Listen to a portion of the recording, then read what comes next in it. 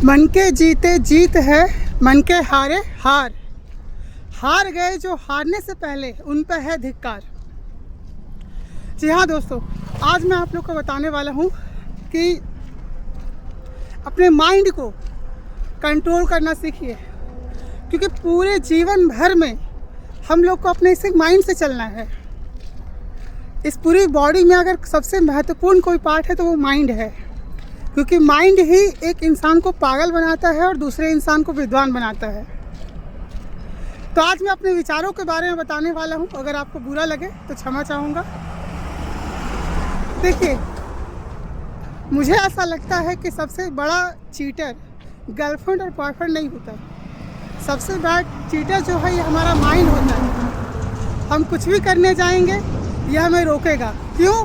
क्योंकि इस माइंड को सिर्फ और सिर्फ मज़ा पसंद है।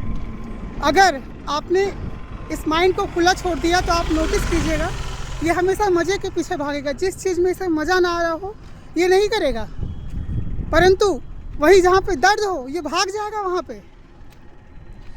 लेकिन हम सभी जानते हैं कि नो पेन नो गेन। यदि मज़े के पीछे भागेंगे तो सज़ा भुगतना पड़ेगा। इसीलिए कोशिश कीजिए इस माइंड को नोटिस करने का और कोशिश कीजिए कंट्रोल करने का। आई नो ये बहुत डिफ़िकल्ट काम है, क्योंकि ये मेरे से भी अब तक नहीं हुआ है।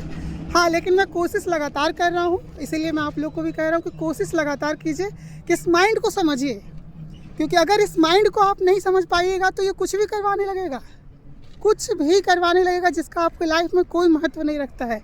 इसीलिए यदि अपनी चीज़ों में महत्वपूर्ण वाली चीज़ें करना चाहते हैं अगर आप, तो माइंड को पढ़ना सीखिए, माइंड को कंट्रोल करना सीखिए।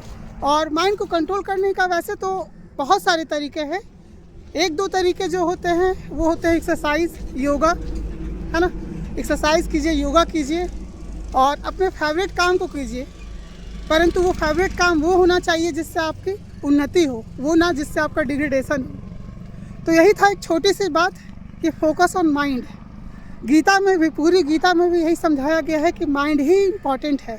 जिसका माइंड ठीक है उसका लाइफ ठीक है, क्योंकि माइंड से ही हम पूरे लाइफ को डेकोरेट करते हैं। चलिए, तो काफ़ी है आज के लिए। आई होप मेरे विचार आपको अच्छे लगे होंगे। Thank you.